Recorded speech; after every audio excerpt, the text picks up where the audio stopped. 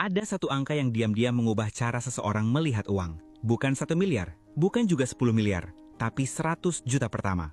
Angka ini terlihat sederhana, tidak terlalu besar jika dibandingkan target-target finansial lain yang sering kita dengar. Tapi entah kenapa, justru di angka inilah banyak orang merasa paling lelah, paling ragu, dan paling ingin menyerah. Aneh ya, kenapa target yang satu ini terasa jauh lebih berat dibandingkan target setelahnya? Mungkin kamu pernah bertanya dalam hati, kenapa menabung atau mengumpulkan uang sampai 100 juta terasa lambat sekali? Padahal kamu sudah bekerja keras, sudah mencoba berhemat, sudah berusaha disiplin. Setiap bulan terasa seperti maju sedikit, lalu mundur lagi.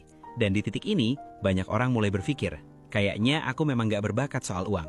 Sebelum kita lanjut lebih jauh, saya ingin berhenti sebentar dan mengajak kamu terlibat. Coba jujur pada diri sendiri, dan tuliskan di kolom komentar sekarang juga.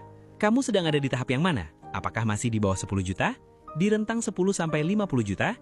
Di antara 50-100 juta? Atau justru sudah lewat dari 100 juta pertama? Tidak perlu malu, tidak perlu berasa kecil.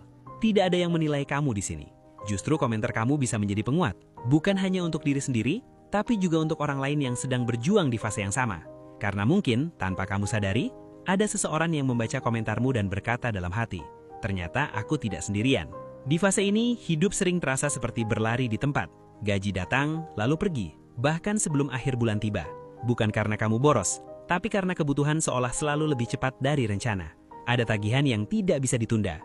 Ada kebutuhan keluarga, ada hal-hal tak terduga yang datang tanpa permisi. Setiap kali kamu berniat menabung, selalu saja ada alasan yang terasa masuk akal untuk mengambilnya kembali. Kamu sudah mencoba disiplin, sudah bilang ke diri sendiri, bulan ini harus bisa nabung. Tapi kenyataannya, uang itu seperti air di genggaman, sedikit lengah, langsung habis. Dan yang paling melelahkan bukan sekadar soal jumlahnya, tapi perasaan bahwa usaha kamu seolah tidak sebanding dengan hasilnya. Di saat yang sama kamu melihat orang lain, teman yang usianya sama atau bahkan lebih muda, seakan bergerak lebih cepat. Ada yang sudah bicara investasi, ada yang sudah beli aset, ada yang terlihat jauh di depan. Tanpa sadar, kamu mulai membandingkan perjalananmu dengan perjalanan mereka. Dan pelan-pelan muncul satu perasaan yang berbahaya, merasa tertinggal.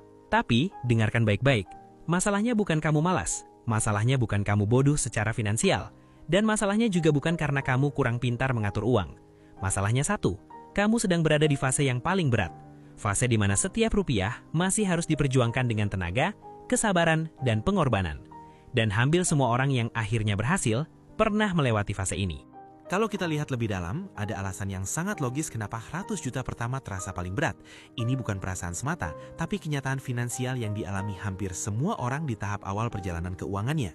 Di fase ini, hampir seluruh uang yang kamu miliki datang dari satu sumber utama, tenaga.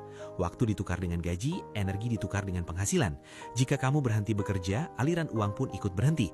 Artinya, setiap rupiah yang terkumpul benar-benar hasil dari jam kerja, lembur, dan pengorbanan.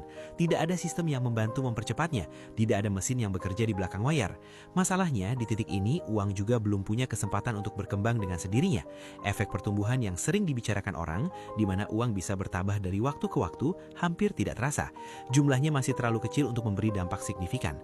Hasilnya, kamu merasa sudah berusaha keras, tapi angka di tabungan bergerak sangat pelan. Di saat yang sama, biaya hidup tidak menunggu. Kebutuhan terus naik, harga-harga bergerak lebih cepat daripada kemampuan menabung. Pendapatan bertambah sedikit, pengeluaran ikut naik. Dan tanpa disadari, jarak antara apa yang kamu simpan dan apa yang kamu butuhkan terasa semakin jauh.